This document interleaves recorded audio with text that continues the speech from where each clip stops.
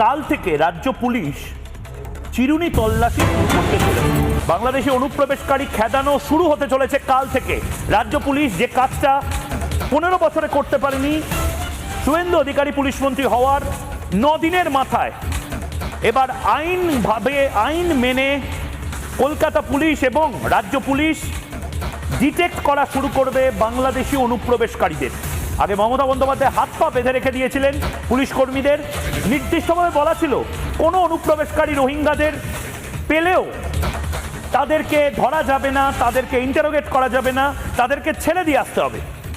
কাল থেকে শুরু আইডেন্টিফাই করা, ডিটেক্ট করা এবং তাদেরকে ডিপোর্ট করার জন্য বিএসএফকে নির্দেশ এবং অনুরোধ করা। আমাদের ভারত সরকারের পক্ষ থেকে 14/5/2025